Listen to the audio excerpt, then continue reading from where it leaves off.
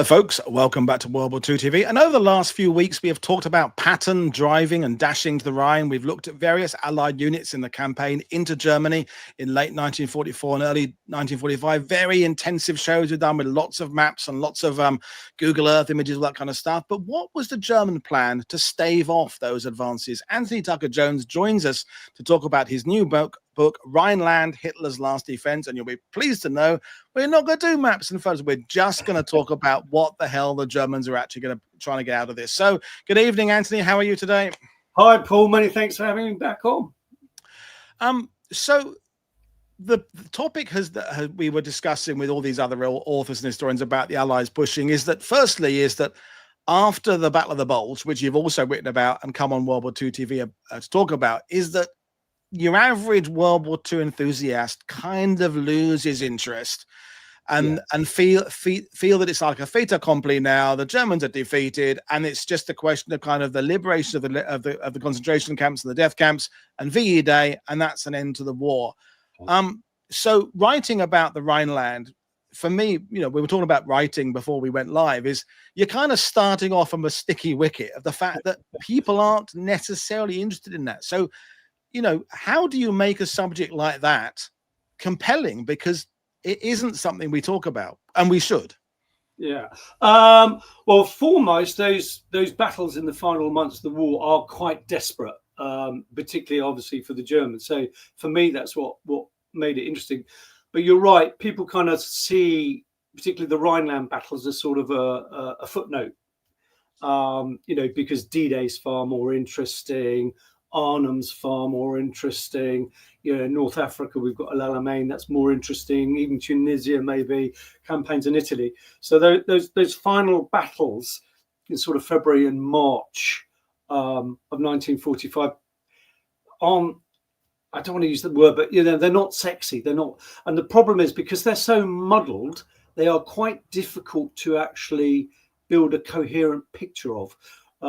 Certainly when I was researching and writing the book, it was a challenge to make it coherent for the reader. I mean, I know you've seen the manuscript, so you kind of know what I've tried to do. But what I wanted to do was put the reader in the position of the Germans. Why did they make those decisions that they did in terms of fending off the broad front Allied advance at the end of the war? What could they have done differently? And what were the mistakes they made? I mean, for me, the fundamental error, I think, always is that they launched that Ardennes offensive. As we know, it was Hitler's baby, and he liked it. But the miracle in the West, of course, after the collapse in Normandy, is the regeneration of 5th Panzer Army, and then indeed the creation of a brand new one, 6th Panzer Army. So he had these two very large mobile armoured forces, which he then went and wasted in the Ardennes. 5th Panzer Army ended up pretty much emaciated, and then 6th Panzer Army sent off to the Eastern Front to launch a counterattack in Hungary. And to my mind, and also to many of Hitler's generals, it would have been much better if he'd used those armies on the Rhine, and then initially on the Vistula, and then on the Oder to slow things down. He'd had a large armoured mobile force. Okay, the Luftwaffe's not going to provide much in the way of air cover, but at least he would have two armoured fists on both fronts, which could deliver sizable counterattacks every time the Allies and the Russians tried to advance. But he didn't do that. He wasted those rebuilt armies in this fruitless attempt to get to Antwerp. And of course, what that did was it basically stripped the German armed forces of any mobile reserves in which they could use to defend those key rivers, Vistula, then the Oder, and then obviously the Rhine in the west. So it put them in a really difficult position. And to my mind, the sensible strategic thing that they should have done was withdrawn to the east bank of the Rhine and dug in and made the Allies pay dearly for crossing the river. But they didn't do that. Hitler was adamant that they must keep hold of the Rhineland and the Saar-Palatinate, the parts of Germany on the west banks of the Rhine. He was insistent that they held on to them. And of course, what that did was tied down his surviving armies in those areas, bearing in mind that they're armies that aren't terribly mobile. They don't have a lot of armor and other armor fighting vehicles. So they're not terribly mobile anyway. And what he did was he tied them down into those two areas. And by the time he began to see sense about letting them withdraw over the river, it was increasingly too late. So he dissipated, again, after the Ardennes, he dissipates much of his combat force in the Rhineland, trying to fend off the Allies. So he made a number of fundamental flaws, I think. He felt, I think, staying on the West Bank, it would buy time. The other important thing to remember, of course, is that post-Arnhem, he's building up his forces for the Ardennes offensive. So he needed to withdraw the better combat units for that armoured thrust into the Ardennes. So basically what it meant was that the troops further south along the west bank of the Rhine were playing for time. They had to keep, particularly the American and the French army in the south, they had to keep them occupied while those forces were withdrawn. And of course, once the Ardennes offensive had taken place, Hitler and his generals then knew that the Allies were probably going to start looking further south, south of Arnhem, obviously, to launch another thrust. And that's kind of what then sparks, the Rhineland campaign properly, particularly February, so pretty much beginning of the new year in 45. And at the same time, of course, while the Germans are trying to contend with British, French, American and Canadian armies on the Western Front, mid-January 45, of course, the Russians launched their famous Vistula Oder offensive, which basically takes them from, Warsaw to pretty much to the gates of Berlin. I mean, great start from you there. And I think one of the things when we were talking about, for example, the Brittany campaign last year on the channel, we were talking about, post breakout from Normandy, the Allies are looking at, are they trying to destroy the German army in front of them? Are they trying to liberate people as they go on their way? Are they trying to take territory? Because those three things, although there's an overlap between, they're not quite the same. And Patton and all these others are kind of a bit caught between, is it important to liberate big cities and get more people back to freedom, or is it more important to annihilate the German armies on the way, etc.? And the Germans have a similar set of dilemmas that you kind of touched on there. And I think one of the things that your book covers is the fact that Hitler knows full well that the Rhineland is part of his voter base. It's where things start. There's an emotional attachment to it. And I've just come back from the Channel Islands. People know where he ended up getting stupid about the Channel Islands, and it became an act of great pride for him to put those defenses there. And we talk about Hitler's increasing insanity maybe as the war goes on, but it's not a stupid proposition to want to defend where your empire started. So on some terms you can understand why he wants to keep some of the areas on the west bank of the Rhine, because it's his homeland, isn't it? Yes, I mean, you're right. I mean, ironically, certainly in the west, Rhineland is where the war started and the war ended pretty much. Yeah. Because, of course, famously in March 36, he remilitarized that area. And that really was the first big test of Western resolve, because he put in not many troops into the Rhineland. The Allies had left it. I mean, it had been occupied after the First World War. And the Allies had left a number of years, withdrawn their troops. And they just left it as a neutral zone between France and obviously the Rhine. And Hitler wanted to remilitarize it, principally because obviously he wanted to push his defenses further west, which would screen the Ruhr, which is it's that cliche of Germany's industrial heartland, but that's where a lot of key German military production facilities were. So what he wanted to do was ensure that Germany's air defenses moved westwards in the event of there being an attack by British or French aircraft. They would have to fly over, obviously, the remilitarized Rhineland. But Hitler, by his own admission, he had this very, very nervous 48 hours after the troops had marched in there. And of course, the region's German, so it was given the army was given a hero's welcome by the locals, and there was flag waving and girls throwing flowers and all this kind of thing. But Hitler then had to wait to see how Britain and France would react, because of course he was in violation of the post First World War peace treaty, and he had to wait to see whether or not Britain and France would fight, and of course they didn't. I think famously it was said, well, all he's done is taken over his own backyard. What's all the fuss about? But of course, what it did was it signalled to Hitler from there on that actually he could then start doing this nibbling process throughout Europe, which of course finally culminates in the invasion of Poland, because he'd tested the West. And they kind of failed that test because he was poised to withdraw his troops. Britain and France had said, right, we're going to send in troops because you shouldn't have sent the military in. You're in violation of its neutral status. He was ready to withdraw, so he was going to do it.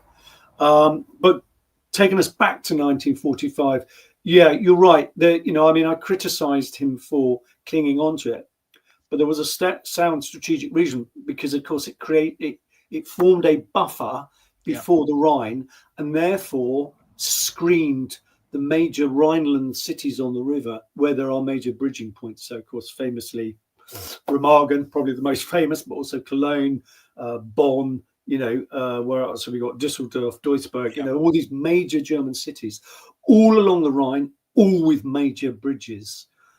So all the time that he clung to the Rhineland, it screened those cities, it protected them, obviously, but it also kept the Allies away from those key bridges. And of course, Hitler had that normal problem, is that he couldn't wrap his head around the idea, should he blow the Rhineland bridges up or not? Because, of course, he felt that he needed to keep them because he'd need to send troops to the West Bank to launch counterattacks against the Allies. Of course, his generals knew by February and March 45 that simply wasn't going to happen. That was, fool's errand, quite frankly. So he should have dropped them. But that was his sort of strategic thinking, is that it created this big buffer west of the Rhine, which delayed the Allies getting to the river. What it also did is, as I mentioned earlier, what it did was, of course, it denied his generals and his armies the initiative because it kept them tied to that region. And also it meant, of course, when the time came to withdraw, a lot of them didn't make it back over the river. And that, I was going to pick you up on that time to withdraw, because if there's one thing the German command should have realized by the early part of 1945, is the Allies after Market Garden are going to be kind of slow and steady. They know the Allies have got this massive great tail. They know they've got the artillery. They've seen things like Veritable take place in February 45, which we've talked about. So they know the Allies are hardly like to do a kind of a lightning dash, no matter how much people like Montgomery and Patton might say such things to the press.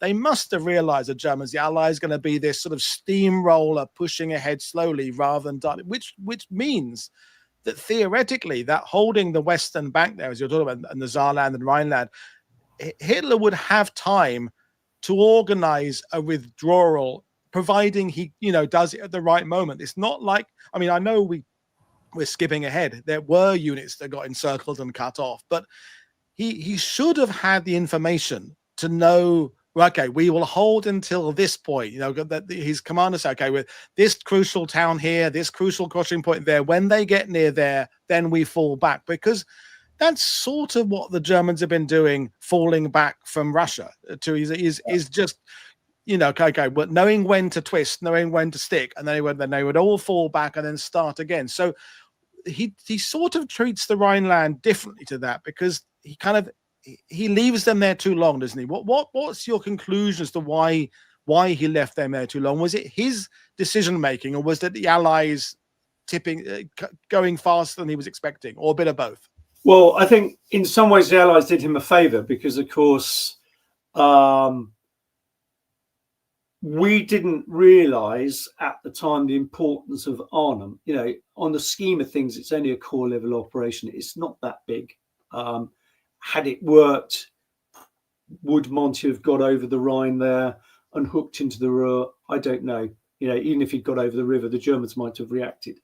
But of course, the damage it did to the Allied cause, and also subsequently the Ardennes offensive, was it made the Allies really jittery about doing those sort of single thrust, all or nothing attacks. And as you and I know, the fallout from Arnhem was that Eisenhower decided that he would adopt this broad front advance along the entire length of the Western Front and not risk a single thrust. I think, we largely agree that Monty was a pretty plodding general, but even he recognised by dissipating resources along the entire length of the front was not a good idea. And what it meant was there wasn't a centre of gravity for the Allied advance, because that pressure was pretty much even. I mean, obviously it varied according to battles and units, but overall, the pressure along the Western Front was sort of maintained at a steady rate against the Germans. And again, what that did was it gave them a breathing space. And I think, if anything, sort of September 44, one of Hitler's great concerns was Patton, because he'd broken out of Normandy. He had this guts and glory reputation. His mantra was to press on whatever happens.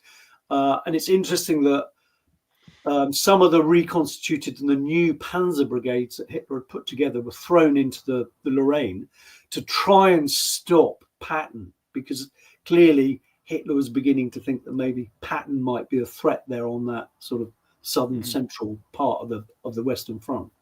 But what it did was it meant that sort of general squeezing of the front along its entire length enabled the Germans to sort of pretty much withdraw in good order. Now, obviously, they didn't withdraw at the rate that they wanted to.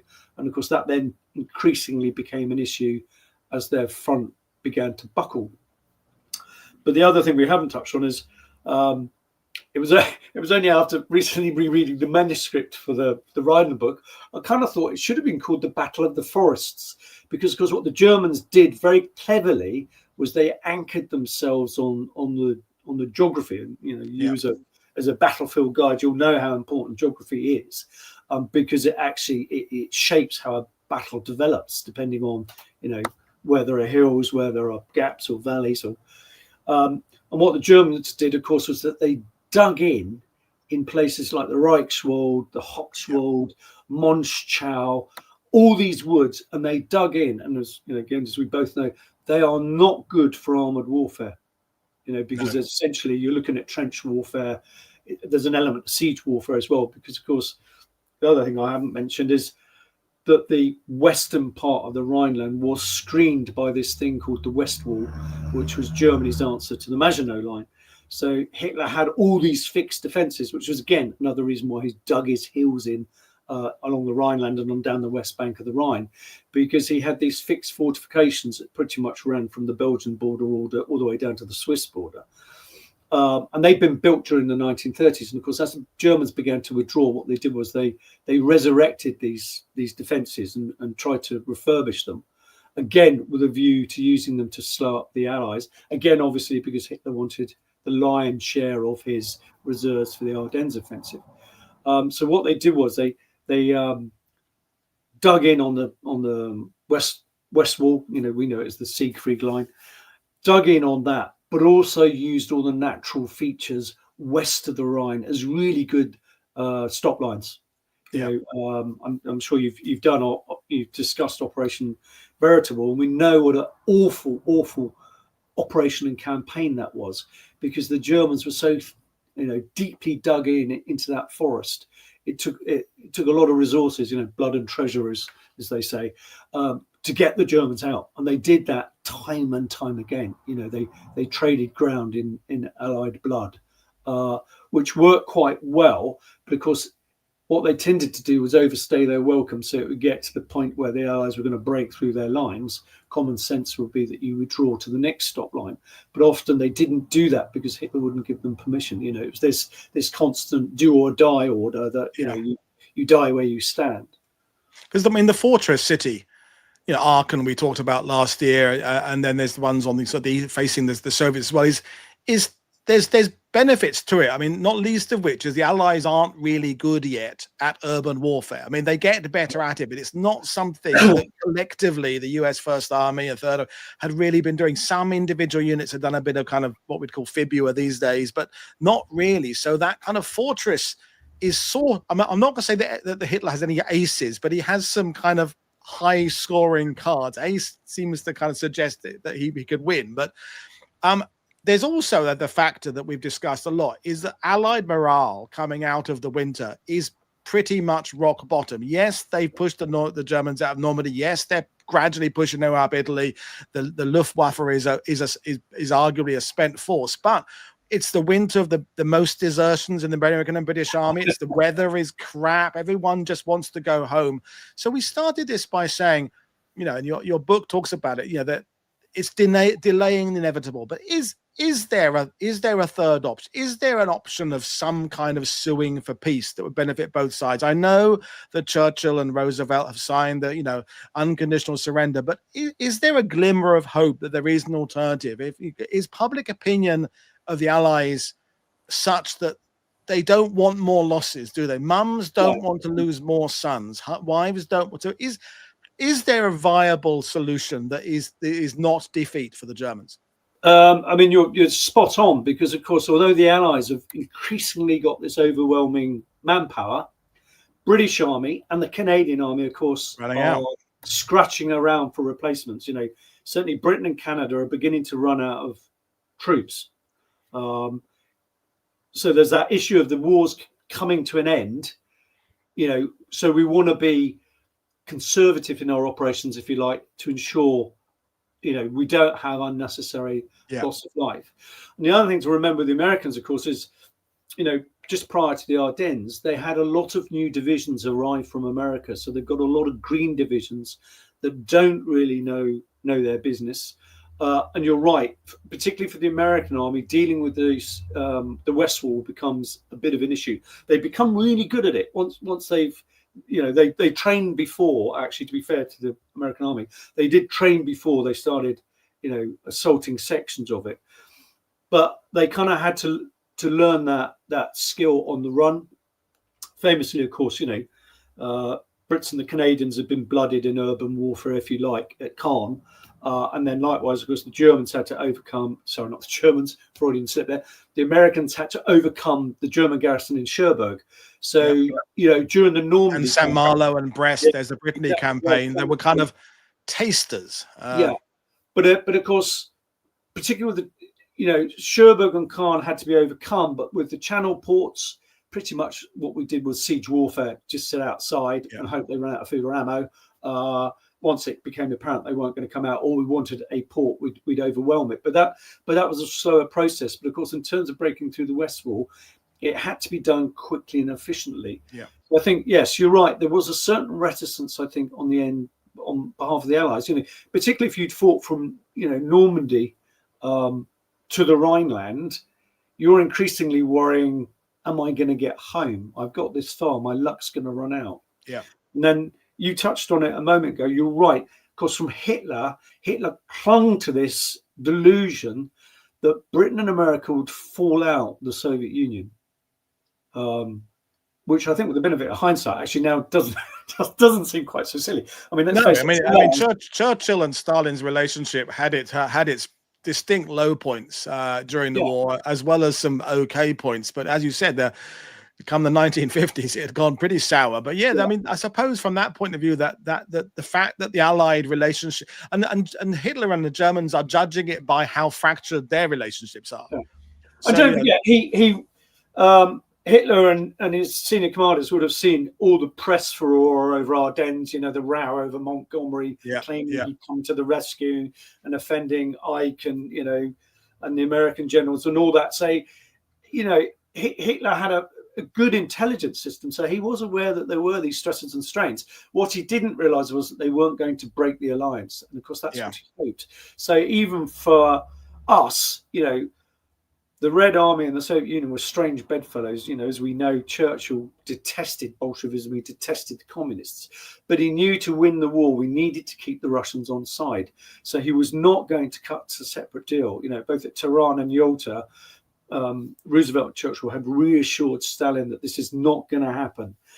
But of course, Hitler kept hoping that wherever there was a crack or a chink in that relationship, that Britain might actually fall out and then there would be a separate peace deal. Because what Hitler and his generals desperately needed was an armistice on the Western Front. If they could just get a cessation of hostilities, didn't have to be a peace treaty, just an armistice and a lull in the fighting, he could then withdraw troops to the Eastern Front, deal with the Red Army. He had it in his head.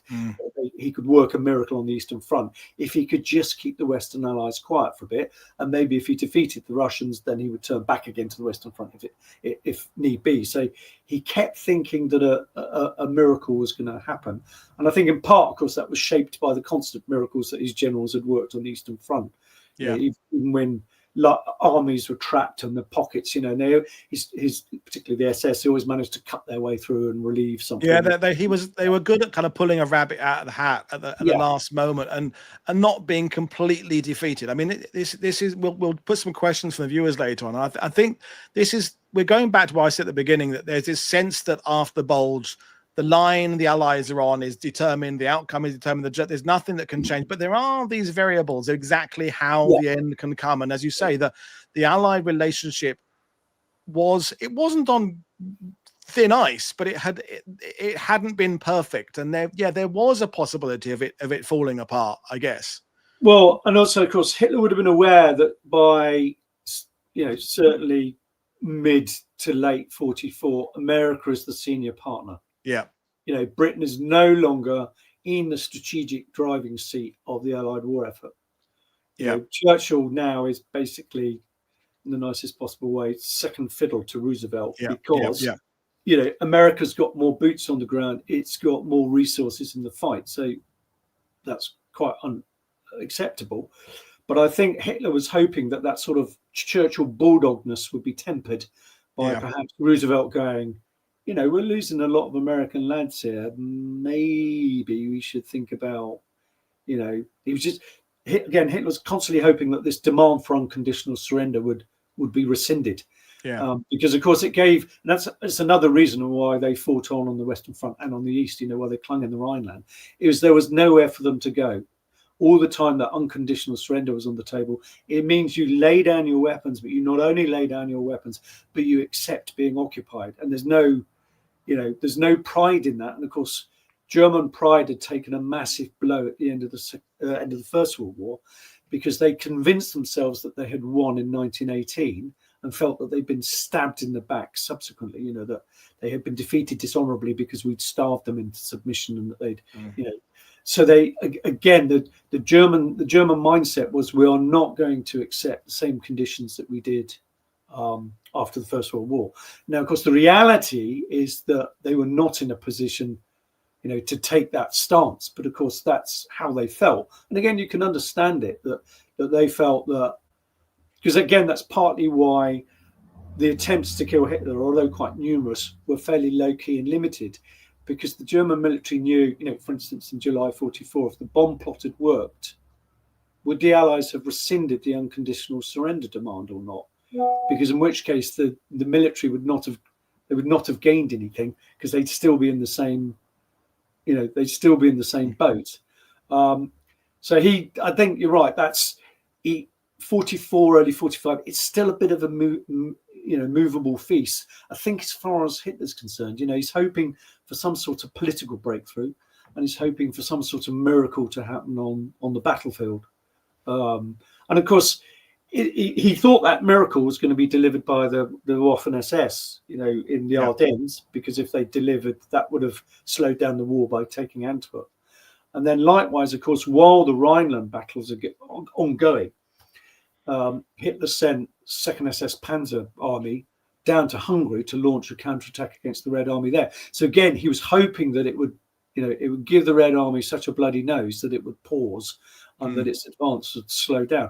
Now, arguably, we could say, well, why on earth did he send it down there? Because it would have been better either side of the Oder, particularly once the Vistula Oder offensive's underway. But again, Hitler's mindset was, if he could just give them a sufficient blow to the head, it would slow things down.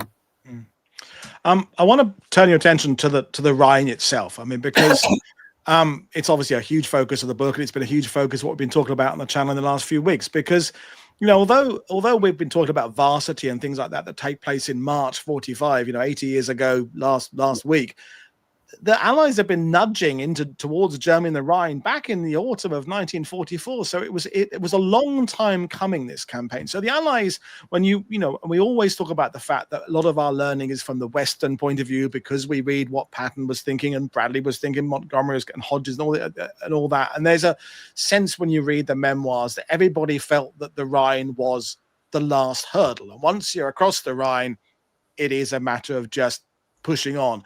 Yeah. The Third Reich see it in that same way, because they've obviously had an Atlantic Wall that has ultimately failed in its job description. It has not stopped the Allies there. But the Rhine, and John Curatola was on a couple of weeks ago talking about the crossing of the Rhine essentially as being the final amphibious operation in the ETO. It follows Torch and Husky and all these other ones. How did the Germans see the Rhine in that? Did they, because there's the West Bank and there's the East Bank, but did they really think that once we've lost the Rhine, it is all over, or is it a state? What's their frame of reference with regards to Rhine compared to the Allied? I think they agreed with the Allies. I mean, the problem they had in the north was beyond the Rhine, you've got the Weser and the Teutoburg forest as stop points, and they're not ideal. They'll buy them sometime. And then likewise, further south, you've got the River Elbe. But the Elbe, like the Oder, are both about 50 odd miles from Berlin. So those rivers give them no strategic depth whatsoever. By the time you get there, it is all over. Essentially, you've got Berlin then sitting in a 100-mile pocket, to try and ward off the Red Army and the Western Allies. So, the Rhine really, the other thing is, of course, if they lose the West Bank, that's a chunk of territory, which is not ideal. But once they're over the river, then driving into Germany proper. Historically, the Rhine was the sort of western frontier of Germany.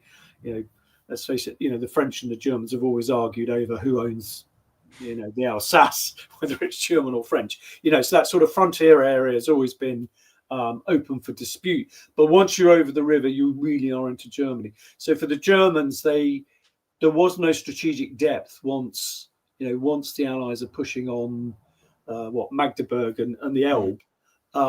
There's no depth. The other thing is, of course, is that increasingly by that stage, the Germans will have run out of manpower anyway. So their ability to conduct counterattacks, let alone a counteroffensive, are a case of diminishing returns. By February and March 45. So their freedom of movement is limited. Their ability to launch counterattacks is limited. So really, I think John's right that strategic terms, the Rhine is it. If they don't hold that, then there's not really anything to hold the Allies back. You've got, I suppose, the Black Forest. There's more woodland, on the eastern banks of the Rhineland again. But fundamentally, you're again looking at piecemeal battles. There's not going to be, which of course is what happened. There won't be a definable front line. You end up with bandit country, in which Allied columns are thrusting up the road and pushing forward. I mean, again, grabbing Remagen's an example of that. I mean, it was just, audacity on the part of the Americans that they decided to push themselves down to the river and onto the bridge. Even though at that stage there were still, pockets of Germans still on the West Bank. But the problem for the Germans on the West Bank, once their lines had been pierced, there wasn't really anywhere for them to go other than try and get back over the river. They certainly were not in a position to launch counterattacks. Brilliant stuff. Well, as we've got lots of questions, people really want to put their questions to you. They see you as something of a guru on this. So let's go through them. So I'll be back and forth in the subject. So Jim Altegott is saying, how much longer would the war have lasted had the Germans withdrawn behind the Rhine? So had they, it's all hypothetical, but, we've kind of been skirting around that subject. What's your take on it? You've studied these battles now. You've looked at how the various cities and river crossings fell. What could have happened? Well, that's a good question, Jim. I mean, that really is a what if, isn't it? I think fundamentally they were going to lose the war anyway, because, both on the Western and Eastern fronts, we're fighting a war of attrition. It's who's got the bigger industries, basically, and Germany's not up to it. But I think it probably would have dragged out until the summer of 45, maybe a bit longer. I'm going to say, particularly if they'd not conducted the Ardennes offensive, because over the winter, that's it, isn't it? I think, yeah. Because over the winter, the Allies weren't planning on going anywhere. You know, we're going to consolidate Antwerp. You know, particularly in the Ardennes, the weather's really bad. You know, there's localized operations against German units in the west, but there wasn't going to be a big major operation. So, as I said earlier, I think if they plonked 5th Panzer Army on the east bank of the Rhine, and then got 6th Panzer Army over to the Vistula as quickly as possible before the Red Army launched its offensive in the new year, that would have slowed things down. And likewise, of course, if they plonked 5th Panzer Army on the west bank, re-equipped, it would have slowed down the Allies even more. And what they could have done then was, basically what are static armies, so 7th and 15th, they could have been withdrawn onto the east bank of the Rhine, where they would have had more time to dig in and prepare, prepare fixed defences. Because a lot of the problem on the east bank was that, when the Allies crossed, the Germans not really had any time to dig in. You're talking trenches and sandbags. So all that would have slowed things down quite considerably, I think. And also, I think that certainly would have given the Allies pause for thought. I don't really think the Ardennes did. The only thing the Ardennes did, I think, was reinforce Eisenhower's view that the Allies should continue on that, that broad front plod. There were not to be any other, and it gave all those green units that we talked about earlier chance to become whatever the opposite of green is. Blooded them, didn't it? Yeah, blooded. If the Ardennes hadn't happened, with all the weather turning in, the Allies really wouldn't have been able to mount anything bold. They'd just been kind of creeping in, just kind of pushed.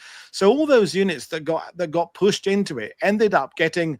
There was a sort of, not going to say there's a humiliation at the beginning, but everybody was a bit, winded by the German counterattack. So everyone wanted to come out of it and prove their worth. And we looked at the divisions that came out of the bulge, even those that was sort of right in the front there. They kind of came through it, most of them, and came out the other side better from the experience. So the Germans have lost a lot of their edge to do stuff, and the Allies have gained an edge of experience. So every way you look at it, the Ardennes was a disaster. But we'll put some more questions there. So Gary August asked, how does Anthony think the Allies reacted to the Nero decree, where they experienced it once the Rhine had been crossed? So the scorched kind of earth policy that was maybe something that the Allies had seen from the point of view of the Eastern Front, but there was a lot of real kind of desperate fighting the Germans did that wasn't kind of from the West Point Sandhurst playbook. That, as you said there, because of the fear of unconditional surrender, German units kind of going down in a kind of a suicidal, attempt at glory as they die there. Was that kind of caught out by the ferocity and the desperation of the German defense? Well, I think Nero decree didn't really affect the Allies too much. I mean, when I was writing the book, you realise actually it's more of a problem for the Germans, and particularly Albert Speer, of course, because he's Nazi armament minister. And Speer, of course, realised that destroying Germany's factories would not help the country recover after the war. He knew that they were going to lose, and did what he could to try and save them. I think the thing that did affect the Allies probably more than that was Hitler's intransigence about evacuating the civilian population. So for a long time in the Saar and in the Rhineland further north, civilians were left in place. So that then created a real problem for the Allies, because as the fighting grew nearer, obviously people took to the roads and started to flee, but it clogged up the roads. It also, of course, clogged up the roads for the German army, because when German units were trying to withdraw, quite often, there'd be prams and handcarts and ox carts and horse carts and all sorts of things bunging up the road, getting in the way. So that because the problem that the Hitler had was that they'd evacuated so many people in the face of the advancing Eastern Front. When it came to the West, they didn't have anywhere to put them. So increasingly, Hitler was of the view, we'll leave them put, which they did. And by the same token, Doing that then created problems for German units, because quite often when they turned up in a village with orders to create a stop point, if the village is on a crossroads or somewhere strategically important, quite often a deputation from the village would come to the German soldiers and say, please keep going, don't stay, because if you stay, our village will be shelled, civilians will be killed. And in some instances, the troops actually took pity on the locals and went, yeah, see what you mean, and would get in their trucks and their half tracks and what have you, and rumble on up the road. So I think the fate of the civilians probably were more of an issue than actually the destruction of everything. And also, of course, certainly in terms of the blowing up the bridges, that took absolutely forever. I mean, for a long time, Speer fretted about the Allied strategic bomber campaign because he thought the Allies would bomb the bridges anyway to stop the German armies escaping.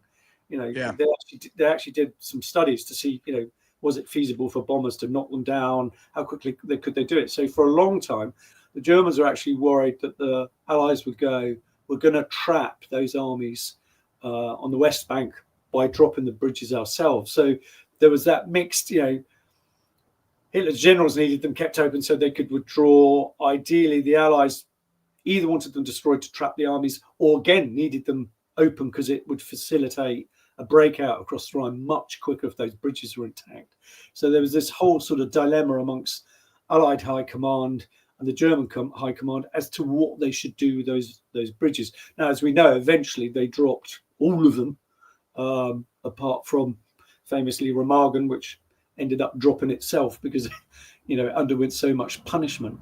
Sorry, I think that's probably a long-winded answer. No, it's a perfect answer. There's lots of comments coming. I'm trying to keep up with them. It's interesting that the Allies, the things the Allies are concerned about are the opposite things the Germans are concerned about in some ways. So the Allies have almost got supplies coming out of their ears at this point. I mean, it's not quite that good, but all the dark days of 42, 43, when they're having to rob Peter to pay Paul, have gone now. The everything, the transport lines are working. Antwerp is open. The line, Paris airports, things like that. So, and the Germans have problems across the board, but the Allies, as we said earlier, are desperately trying to bring as many boys home as they can. Now there's the risk reward balance is different now. We don't have to now make these bold crossings now where all the first wave get killed, because we can just keep on turning the screws gradually. Whereas the Germans, as you say, Hitler is showing even more disregard for his civilians, let alone his military, that he was early on, because that's all he's got now is sort of,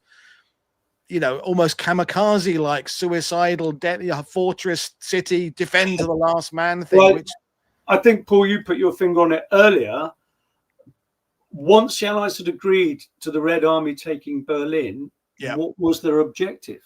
Yeah. In fact, I wish I'd made this point in the book actually now, because of course, actually what the Allies were doing was essentially, and no disrespect to what we achieved and what they were doing, but essentially what the Allies were doing were tying down large numbers of German troops while the Russians got into Berlin. Yeah. I mean, essentially, again, the strategic reality is the moment the Allies went, it's going to cost us a lot of lives, we'll let the Russians do it. It's their prize anyway. They want to do it. That's fine. You're right. Then Ike's going, well, then our task purely is to destroy German armies in the field. What's our strategic goal? There isn't really, after a certain point, it becomes about securing ground to make sure that the Russians don't occupy it. Yeah. Particularly in the closing months of the war, there was some concerns that the Russians might try and get into Denmark, which has spurred Monty to, obviously thrust north towards Hamburg and Bremen. So the sort of Russian threat starts to shape Allied strategy literally in the closing days of the war. But March and February, it's what is it we're doing? Well, actually, we're systematically destroying the German armed forces in the field. And you go, fighting wise, that's fine, but what's the end goal there? Unfortunately, there isn't really one other than us occupying half of Germany when the shooting stops. So I think you're right. For us, it's like as the Allies get closer to victory, it's like in some ways it's a tougher tougher to decision making then, because there are more options. There was a kind of a comfort in some ways of the earlier part of the war when you're just thinking one step ahead. It's like we've just got to get our asses out of North Africa, whatever. We've got to win back to Brook, whatever it would be. But now in 44, people are thinking 4, 5, 6 chess moves ahead. They're thinking about post-war Europe. The Americans are beginning to think about Japan and the East and the Southeast Asia and things like that. So everybody has got a little bit more freedom to kind of, the football cliche of we're just taking it one game at a time on a cup run. That's kind of what the Allies were doing in 42, 43. We're taking it one game at a time. Let's just get Sicily back, then we'll think about Italy, then we'll think about that. Was now everybody is starting to think about front. That was always a strategic goal, wasn't it? That we must open a second front. We've got that now. But yes, I mean, even by the summer of 44, so by August 44, one of Churchill's big concerns was not Nazi Germany, but increasingly what was going to be the fate of Eastern Europe once the Russians had overrun it. So even for Churchill, his view on what our strategic goal is in defeating Nazi Germany is beginning to be skewed by those mounting concerns of the vast gains that Stalin is making in Eastern Europe. So again, all that was sort of clouding our judgment on what is it we want to do. I mean, you're right. I mean, D-Day, brilliantly planned, focused, and that was our goal and our objective. Defeat the German army in Normandy, done that, get to the Seine. We need a port, so we'll get to Antwerp. And then we're then going, but what's our strategic goal? I mean, unfortunately, other than the woolly directive of defeating Nazi Germany, we didn't really have one. And of course, that became increasingly woolly as the war came to a close, which didn't really affect generals on the ground, because obviously their concern is what's in front of them. But for the likes of Eisenhower and the combined chiefs of staff and Roosevelt and Churchill, they're all pretty much taking their eye off the ball, because Eisenhower is already almost taking on the mantle of the president he's going to be a decade down the line, because the realization, for a start, there's going to be millions of people liberated who from countries that are going to be in ruin. I mean, that humanitarian outcome is, people are starting to see that. The Soviets are beginning to start liberating concentration camps in the early part of 45.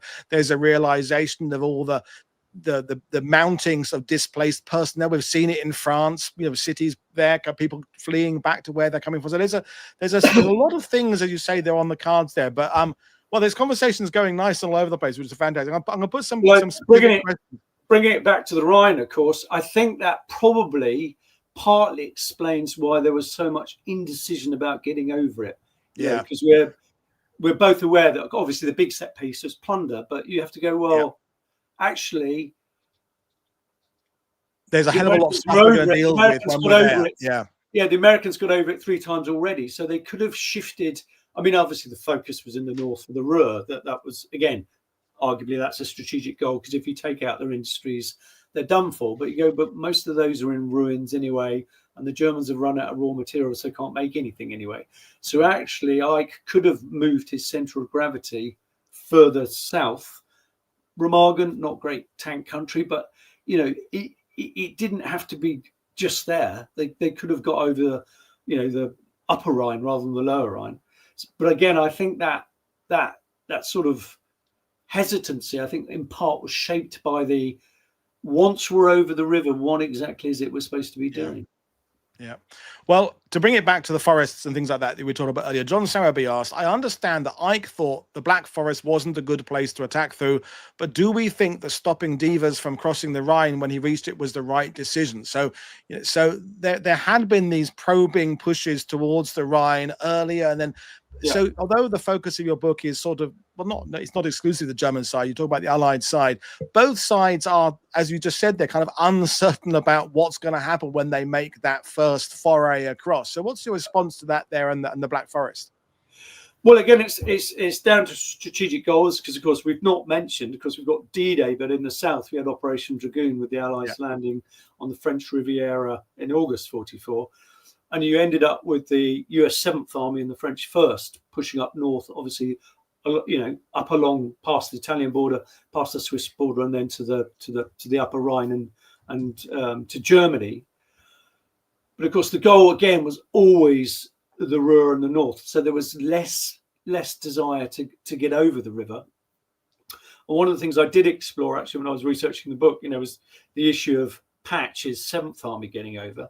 Is no thought had been given to the French 1st Army getting over. In fact, they were not given a role for crossing the river. But increasingly politics came into it, because we've not mentioned de Gaulle, but of course de Gaulle was also looking at the post-war settlement and going, well, France deserves a seat at the table. We want to be on the Security Council, on the new United Nations.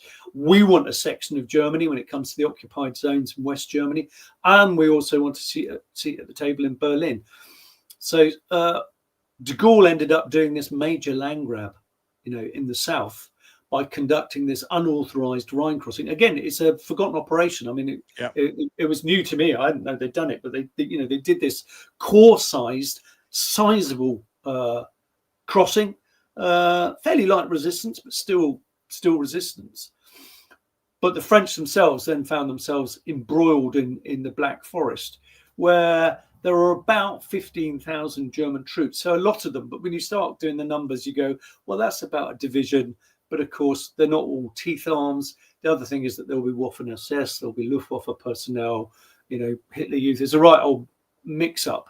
But of course, what that did was it did slow down the French.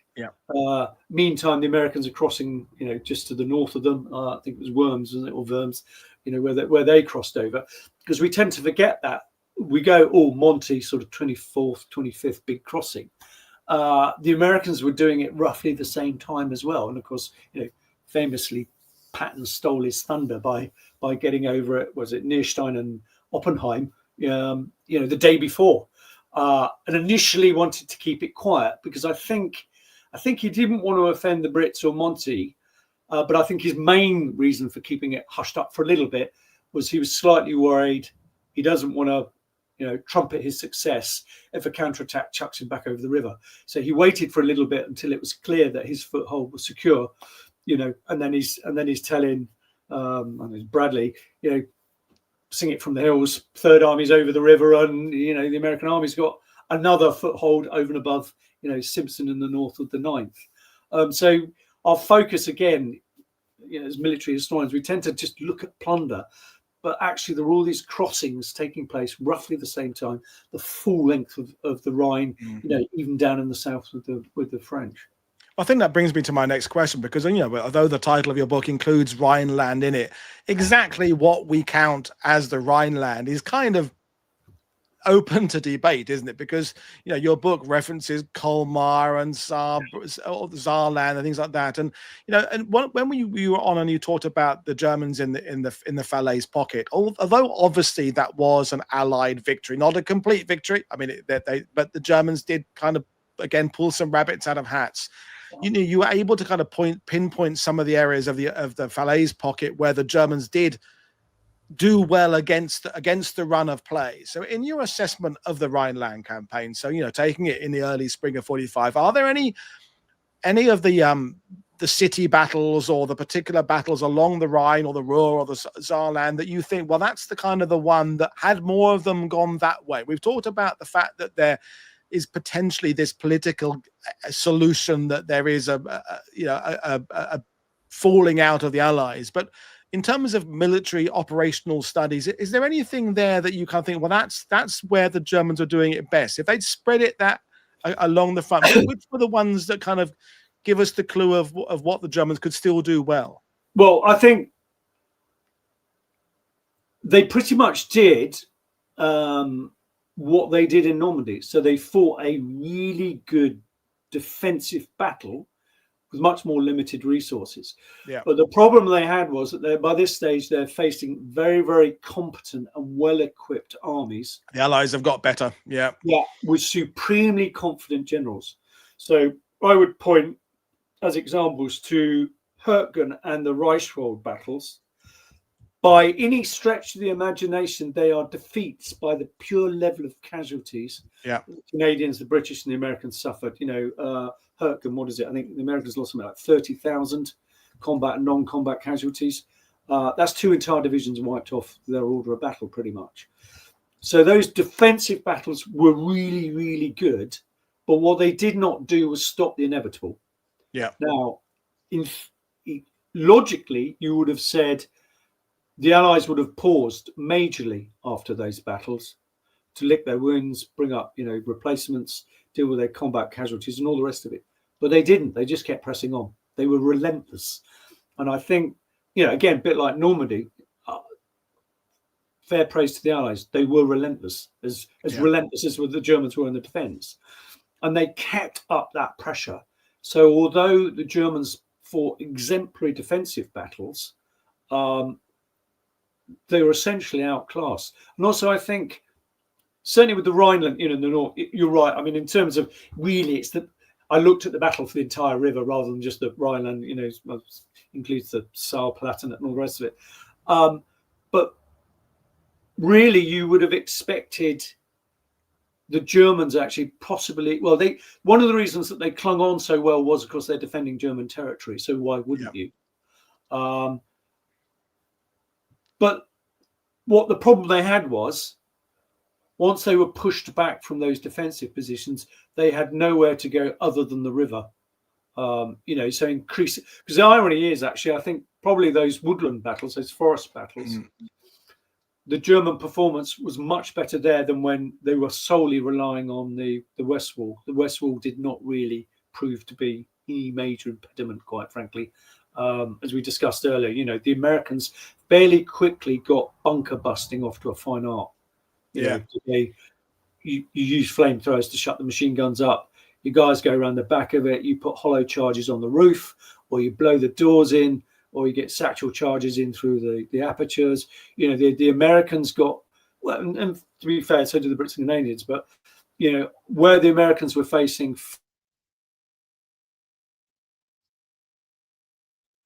fixed concrete fortification, the anti-tank ditches, those out of the way, fairly sharpish, and dealing with bunkers.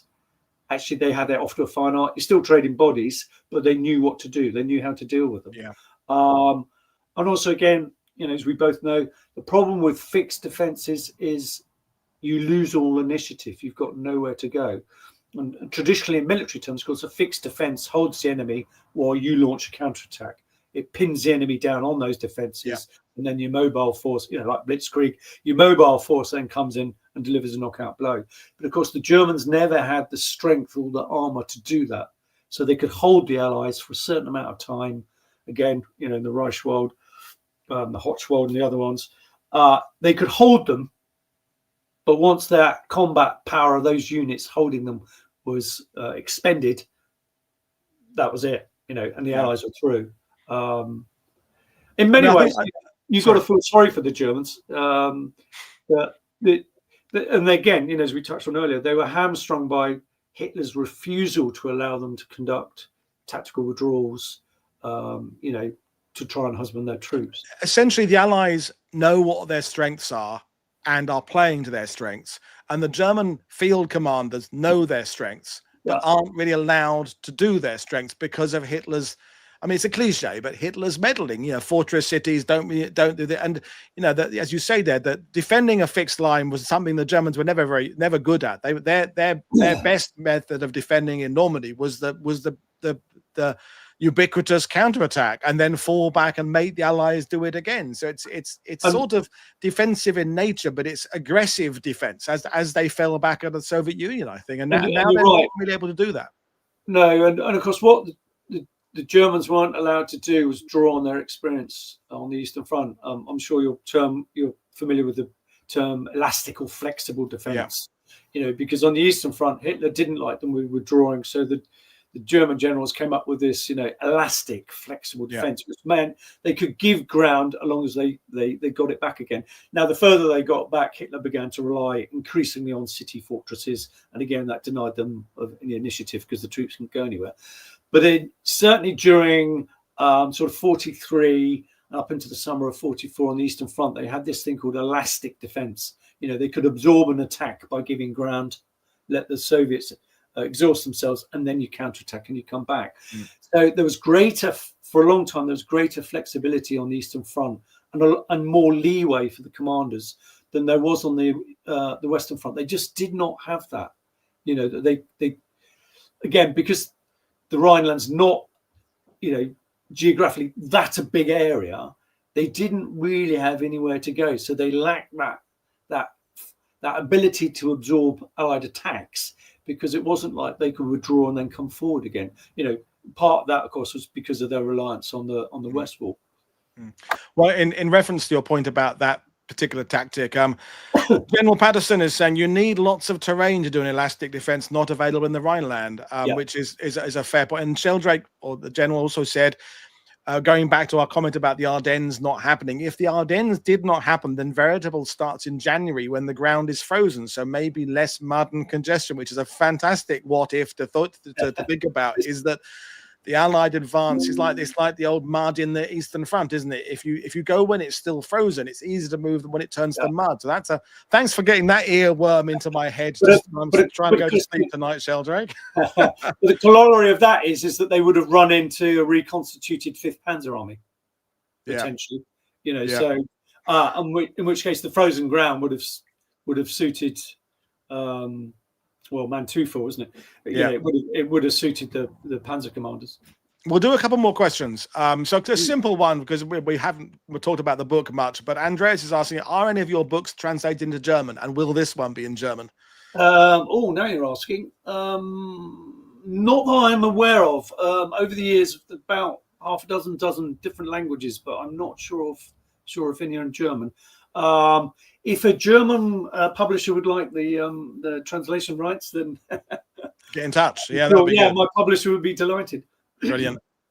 So talking about the fortress cities, William asked, was the concept of the fortress cities primarily out of necessity, lack of German armor after Ardennes, creating more static German units, or unlike in France or Italy, Germany was now on home turf? So the fortress city, if you say it in the right way, it sounds kind of sexy, the fort, but it is kind of a desperate act. It's because they haven't got any other options. Is that your take on it as well? The Hitler's thinking was that they would be like breakwaters. Right. So the idea was, if you have this chain of fortress cities, as the Red Army rolled forward, elements of the Red Army would have to surround it and then try and subdue it. So it weakens the strength of the Soviet advance. And also the idea is, obviously, if a lot of the cities had fairly modern defenses, a lot of them were dated from the Middle Ages, but they had 20th century bunkers, field fortifications, all that kind of stuff. So the idea was that the Red Army would have to trade a lot of bodies to overcome them. And there was also this counteroffensive line of thought that the city holds out. Again, it's that flexible defense.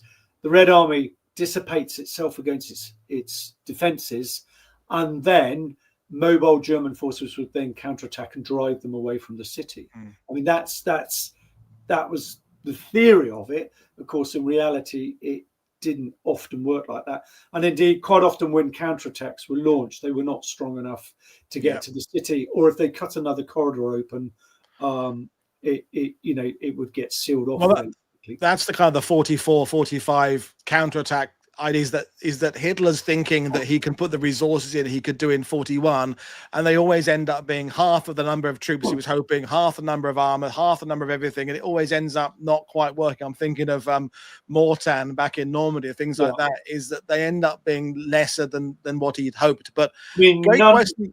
Sorry. As a bookend to that point, none of the Rhineland cities really ended up as fortresses. They just didn't have the manpower or the defenses. It's important to remember that the fortress mentality actually worked on the Baltic coast, because tens of thousands of German troops, and indeed, I'm off the top of my head, I think about 1 million civilians, were evacuated under Operation Hannibal, I think it was. So they held on to all those ports, Königsberg, Danzig, and all the half a dozen others along that coast. They held on to those because it provided an escape route for German troops and civilians who got on ships on the Baltic and then were taken either further up the coast to Germany, or many of them actually ended up in Denmark. A lot of the civilians were evacuated there out of the way. And also, of course, again, on the Baltic coast, it served as a diversion for the Red Army. Famously, Stalin delayed by 2.5 months his assault on Berlin because he wanted to clear out East Prussia and Pomerania. So again, they did serve a purpose there. Not so much on the Western Front. Okay, well, 3 questions that could be easy to answer, but they might take some time. But here we go. Chiller is asking. So this is about how the decision-making process. So he's interested in when did Eisenhower alter his view on the role of 21st Army Group after Rhine crossing? For much of the advance across France, Montgomery was envisaged to make the major thrust. Now, you said earlier that, of course, the Americans have become the senior partner, the Brits, the Canadians, partly because of manpower shortages, partly because they're just knackered, are becoming the second partner. But after Rhine campaign, there are the sort of decisions that maybe aren't in line with what was going to happen. So Montgomery's role, what's your take on his role after the crossing of the Rhine? Well, I think for dear old Monty, I think he always felt that he was Eisenhower's deputy. But of course, the reality was once Bradley became an army group commander, and so did Devers, 21st Army Group is then just one of several Allied army groups. And the Americans, of course, are bringing much more weight to the game. So I think in Ike's eyes, I think Monty sort of lost his luster because of Arnhem, and again, I think we tend to over emphasize Arnhem because, again, we need to remember it was a fairly small battle. But the damage it did was it put an end to the concept. He doesn't need Montgomery in the same way he did earlier. No, I mean, it'd be good for him to have him around and have Monty's presence, but he's not, as far as Eisenhower is concerned, with the size of his armies. Montgomery, I guess, isn't essential to his thinking by the spring of 1945. No, and of course, famously, Ike threatened to resign if Monty didn't rescind and apologise for what he was saying about the American Army's performance in the Ardennes. So Monty, bless him, who really didn't have a diplomatic bone in his body, had blotted his copybook. Yeah. Then again, in pure strategic terms, of course, 21st Army Group is just one of 3, is it? I think. So Ike's got to think about all 3. So Monty's not getting precedence, and of course for Arnhem he got precedence because he gave him the lion's share of the resources, because there wasn't enough to go around. But after that point, all the army commanders are clamoring for fuel, food, ammo, so Monty doesn't get precedence. So that's sort of what stymies Monty's perfectly reasonable, I think, single thrust. Yeah, he's right, because we're fighting maneuver warfare. It's a modern combined arms maneuver warfare campaign, and it kind of turns into war of an attrition after September 44. In the cold light of day, you could say, well, I maybe should have shown a more flair strategically. I mean, Ike's great strength, thankfully, was he was a diplomat foremost rather than a combat commander, and he kept the whole show on the road, thank God, because it wasn't just Monty. He had to deal with Patton and, Bradley and everyone else. It was constant. They were all constant pains in the arse, quite frankly. But he threw his toys out of the pram a few times, but he stayed in the job. He stuck it out and he kept everyone together. So that was his strength. But if you're going to criticize him, you kind of think maybe he gave his American commanders a bit too much leeway, because it goes back to what we were discussing about what ultimately was the strategic goal once it was agreed the Red Army was to have Berlin. So and I just kind of decided that he was going to grind down the Wehrmacht and that would be the end of it, which doesn't, as a theatre commander, doesn't really show much flair. One more question. And Rob, Crane, particularly, you asked lots of questions, but I've lost them now. You'll have to come back and ask them later. This last one, then there's a comment. So Jim is asking again, why did Bradley order the Ruhr pocket destroyed instead of leaving it surrounded and to wither on the vine? That's a potentially big one there, but a little summary from Anthony Tucker-Jones, please. Good. That's a good question. I mean, I think the main problem was you could not leave an army group, just surrounded, because if they managed to recoup or put together a strong combat, battle group, a strong combat force, they're going to cause problems at some point. So logically, you had to surround the pocket and then you had to chop it up. So I don't think in that instance the Allies had much choice. The other thing is, of course, once you took Army Group B out of the equation, that's pretty much it for the Germans. Army Group H in the Netherlands is not up to much at all. It's a static force. It's not going anywhere. And likewise, Army Group G in the south has been pretty much denuded. So once Model and Army Group B are out of the picture, that's it. So I think that was a sound decision, not just to surround them and starve them out. And of course, they weren't going to surrender anyway, because Model, being a loyal Nazi, wouldn't surrender. Basically what they did was they let the pocket fade away. Famously like the French at DMB-MFU, the Model sort of sloped shoulders and went, well, it's up to individual commanders to try and break out or carry on fighting or surrender. He left it to the guys on the ground rather than. It was his job to say, yes, at this time, on this date, we will lay down our arms and stop fighting. He didn't do that. So there was quite a level of confusion for a while in the pocket.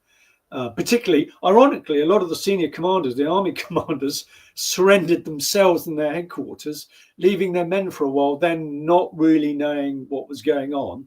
And also, of course, not having anyone that they could ask for authorization. I mean, there's one story I relate in the book where there's this major trying to surrender a garrison and a town, but he, as a lowly major, he does not have the authority to do it. So again, he finds himself in this dreadful situation that they've been told not to surrender, but he should surrender, but he doesn't know who to ask to surrender.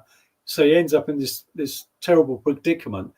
And that's the fate that faced a lot of German units in the pocket, is that they didn't quite know what was going on or who was going where. But the bottom line was, of course, that they'd run out of ammo and fuel, so they weren't really going anywhere. Sorry, that's a long-winded answer. No, I mean, it's a fantastic answer. And I think if we've done one thing, we've put to bed any nonsense that there's nothing to talk about with regards to the Rhineland campaign. The idea that it's just what happened between the Ardennes and V-Day. There's nothing to talk about. I mean, it clearly is a lot to talk about. Yeah, well, it's a much neglected campaign. I mean, it's woefully neglected, and I'm as guilty of it as the next, because we all grew up on the fame of other campaigns, whereas actually that this final death throw of the German army is it's very important for both, like you were saying, lessons that we learned on how we dealt with it, and lessons that we can learn from the Germans on the defensive battles they fought. So it is, and again, the book does end with the Ruhr pocket, because for me that's the culmination of that battle for the Rhine. Because the goal always, and again shaped Monty's thinking, was to get over the lower Rhine, to loop around the Ruhr, and trap German industry, overrun German industry. And to be fair to the Allies, they did do a blinder, because not only did they surround and overrun the Ruhr, they also trapped an army group at the same time. And again, in many when I was researching it, lots of books you read, the surrender of Army Group B tends just to be an afterthought. They just go, "Oh, the Allies got over the river," and then Model surrendered. Well, I think that's the thing. I think you go, well, everything seems to be an afterthought. That's with the exception of yourself and Peter Caddick Adams. It's those with the double-barreled names that seem to put this campaign in there. Is that there is this? Well, it's just like a dominoes falling down, when in fact it isn't. But Well, it's been delightful talking to you. And Kevin summed it up because we said there's no matter. Kevin said, I really love these discussions. Some technical presentations hurt my brain. There we are. We're pleased to make your viewing this evening more comfortable, Kevin, by not having too many maps and strategic moves. But it's been a great conversation. So, Anthony, it's a delight to speak to you. I look forward to arranging another session about one of your other books because you bring a scholarly brilliance to this. So it's been fantastic talking to you. So, folks, I'm doing a similar thing with Mark Milner tomorrow. We're looking at his view of the Allied relationship between the British, Canadians, and Americans in Normandy. He sent me some questions to ask him, and believe me, there are some zingers there. I can't wait for tomorrow. So 2 exceptional shows back to back. Don't forget to click like and subscribe, buy my guests' books. But this is Paul Woodhouse for World War II TV saying enjoy the rest of your Thursday. Cheers, everybody. Thank you, Anthony. Bye.